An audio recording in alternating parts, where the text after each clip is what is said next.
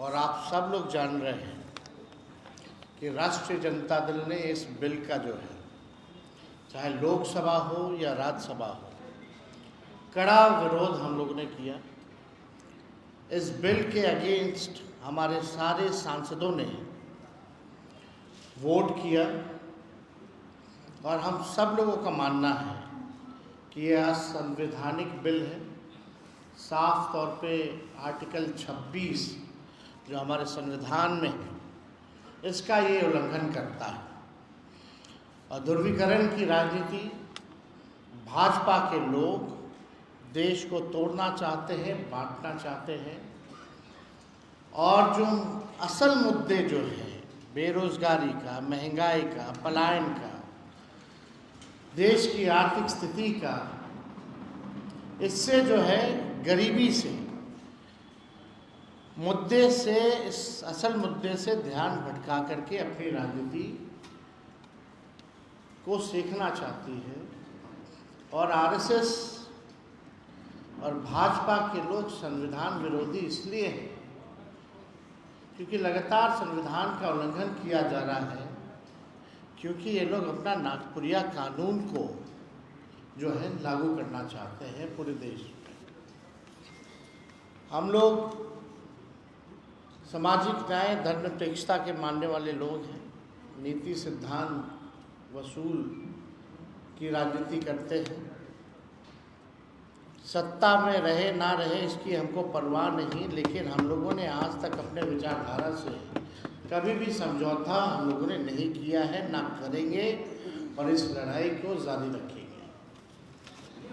माननीय मुख्यमंत्री जी अचेत अवस्था में हैं, उन पर हम कोई टिप्पा टिप्पणी नहीं करना चाहते। उनकी स्थिति को देख के हमको चिंता हो रही है।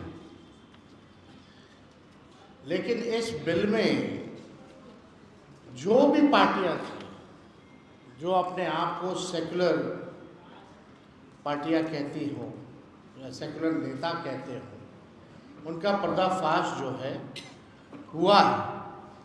और ये दिखाता है कि ये लोग केवल अपने कुर्सी के लिए, अपने स्वार्थ के लिए राजनीति करते हैं, ना कि देश की जनता, एकता या कोई विचारधारा की राजनीति करते हैं। ये इसमें स्पष्ट हो गया। अब कोई कितना भी आकर के जस्टिफाई करे कि नरेंद्र मोदी जी और भाजपा के लोग जो है मुसलमानों का भला चाहते हैं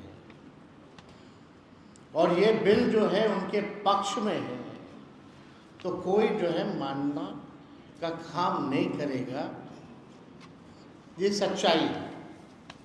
तो हम आप सब लोगों को बताना चाहेंगे, सूचना देना चाहेंगे कि जिस प्रकार से आरक्षण की लड़ाई, पिछड़ों का, अति पिछड़ों का, दलित आदिवासियों का जो हम लोगों ने 65% बढ़ाया था, जो बीजेपी आकर के रुकवाने का काम की साजिश के तहत आज ये कोर्ट में है।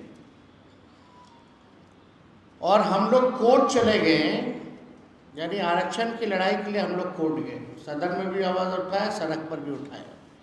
ठीक उसी प्रकार से जो अन्याय जो हो रहा है हमारे मुसलमान भाइयों के साथ, इसको लेकर के राष्ट्रीय जनता दल जो है आज हम लोग कोर्ट गए हैं, सुप्रीम कोर्ट गए हैं इस बिल के खिलाफ।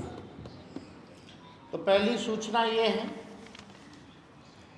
अब आप बताइए, दिन रात जो लोग मुसलमानों को गाली देते हैं, खुलेआम टीवी पे गाली देते हैं, संसद में इनके सांसद मुस्लिम सांसदों को मुल्ला, जिहादी बोलते हैं, इनके सांसद और केंद्र मंत्री गोली मारो सालों को नारा, ऐसी नारों का जिक्र करते हैं।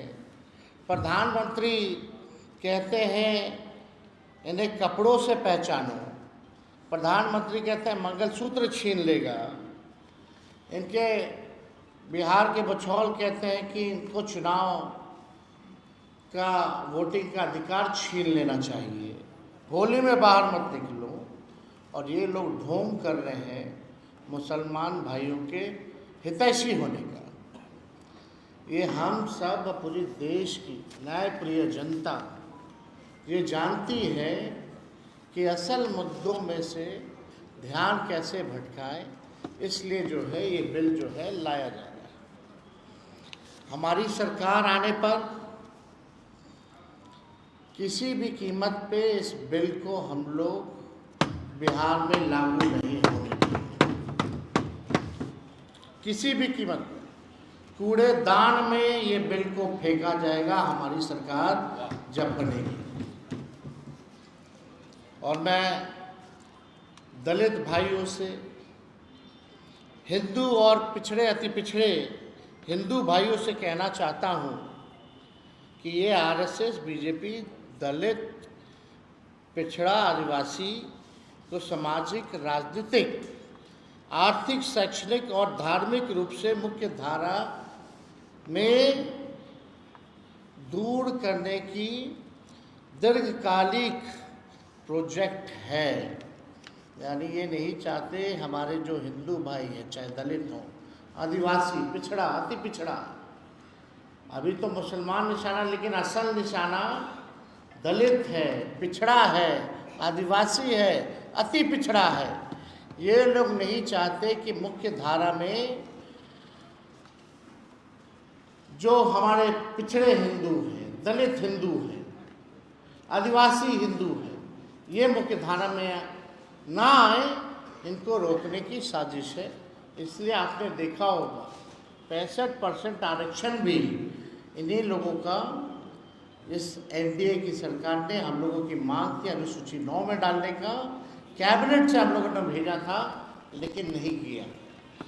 और मुसलमान के नाम पर, मुसलमान के साथ साथ ये मंडल वाले हिंदुओं का अहित और नुकसान करना चाहते हैं। मुसलमान ही नहीं, इसका निशाना दलित, पिछड़ा, सब लोग। आप लोग लगातार देखिएगा, गरीबी सबसे ज़्यादा, बेरोजगारी सबसे ज़्यादा, पलायन, ये कौन? ये पिछड़ा है, दलित है। इनको आपने नौकरी के लिए क्या किया? मुख्य धारा में लाने के लिए आपने क्या किया? हमने विधानसभा में आंकड़ा दिया था, 0.5% का भी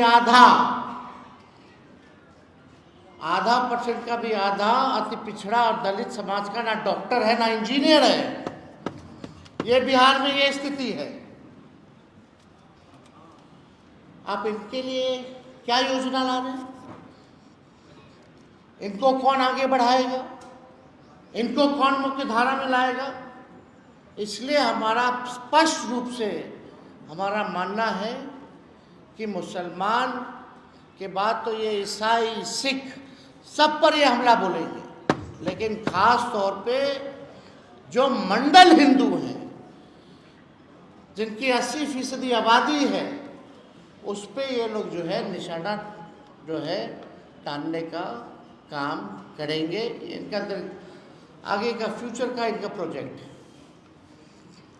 तो ये वक्फ बोर्ड को लेकर के हमारी पार्टी का, हमारे राष्ट्र अध्यक्ष जी का स्पष्ट है कि ये गैर संवैधानिक है। पार्लियामेंट में जिन लोगों ने इसका समर्थन किया है, इस बिल का, आने वाले चुनाव में इन लोगों को झेलना पड़ेगा। और एक और इशू है, यहाँ अगर आप देखें बिहार में तो एक नहीं, दो उप मुख्यमंत्री हैं। एक नहीं बल्कि दो उप मुख्यमंत्री हैं। अभी कल ही एक वीडियो आया, कल 2 वीडियो आए, दोनों उप मुख्यमंत्री के। एक मुख्यमंत्री को अधिकारी लोग खाना परोस रहा है और एक उप मुख्यमंत्री जो है बोलता है कि थानेदार का ट्रांसफर कर देना चाहिए।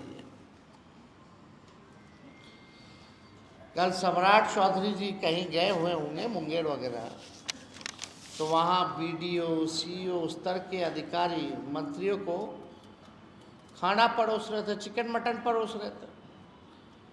होली है, बुरा न मानो कहकर होली के सांस्कृतिक कार्यक्रम में सिपाही को सम्मिलित करने के आग्रह को मुद्दा बनाने वाले अधिकारियों से अपनी खाने के प्लेटें उठवा।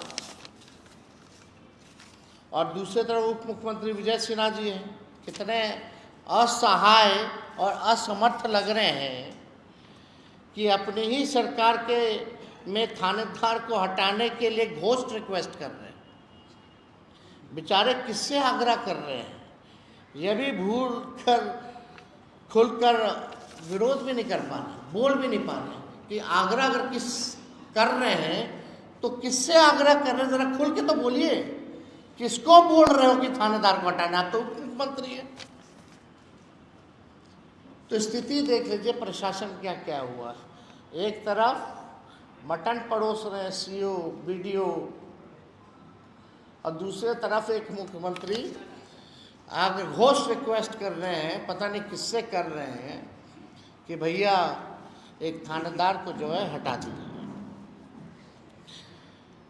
जदयू पार्टी की जो स्थिति है, नीतीश कुमार जी के फोटो को हटा करके अब तो नरेंद्र मोदी जी का फोटो लगाया जा रहा है। जदयू पार्टी में है, मोदी जी की तस्वीर लगाई जा रही है खाली चुनाव तक। ये नीतीश कुमार जी को जैसे तैसे साथ रखेंगे और उसके बाद क्या परिणाम होना है ये स्पष्ट है, ये सब लोग जान रहे हैं। भाजपा के लोग नीतीश कुमार जी को जैसे तैसे केवल चुनाव तक साथ रखेंगे, उसके बाद पूरी बिहार की जनता जानती है कि उनके साथ भाजपा के लोग जो है क्या करेंगे। जदयू अब बीजेपी के बिहार की इकाई का एक वंचित, उपेक्षित और अल्पसंख्यक विरोधी प्रकोष्ठ बनकर के रह गया। ये जदयू की आज के हाल में स्थिति बन गई। करे तो करे क्या? अब मुख्यमंत्री को उप मुख्यमंत्री हाथ फेर दे रहा है, कोई अधिकारी हाथ फेर दे रहा है, हाथ दबा दे रहा है, अचेत अवस्था में है। क्या हो रहा है ये सब हम लोग देख रहे हैं। इतना महत्वपूर्ण विषय चला गया, मुख्यमंत्री खुल के नहीं आए। कौन रोक रहा है भाई उनको बोलने से?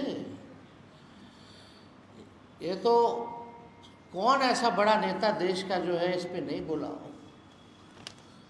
लेकिन हमारे मुख्यमंत्री जी एक शब्द भी अगर वक्फ बोर्ड पे अगर किसी ने सुना हो तो ज़रा बता दें। जब इतने महत्वपूर्ण विषयों पे वो चुप रह रहे हैं तो बिहार सरकार कैसे चल रही है? 13-14 करोड़ लोगों का भविष्य सुरक्षित है कि नहीं है, इस पे सवाल तो खड़ा होता ही। आज भी हमने देखा कि जबरदस्ती थोपा गया है जदयू के लोगों को, भाई बैठो तुम लोग, जितना लोग हो प्रेस कॉन्फ्रेंस कर लो, थोप करके बैठाया गया है। लोग कह रहा था नहीं बैठेंगे नहीं बैठेंगे, तो उनमें से इनके वर्किंग प्रेसिडेंट ललन सिंह और कुछ यहाँ चौधरी जी लोग बोले कि तुमको पद पे रहना है कि नहीं रहना है, एमएलसी रहना है, फलना का चेयरमैन बने रहना है। तो बेचारा सब जबरदस्ती पद के लालच में कि पद अब चला जाएगा, अब नीतीश जी दोबारा आने वाले नहीं हैं, कुछ महीना ही काटना है, थोड़ा रह लेते हैं, फिर तो पार्टी खत्म है। तो इसलिए ही लोग बेचारा सब मुंह लटकैले सब लोग जो है आज प्रेस कॉन्फ्रेंस किया है। तो आज आप लोगों को सूचना भी देनी थी कि वक्फ बोर्ड की लड़ाई सड़क, संसद और अब जो लड़ाई है वो हम लोग सुप्रीम कोर्ट में भी लड़ेंगे। इसमें हम लोगों ने पिटीशन भी दायर किया है।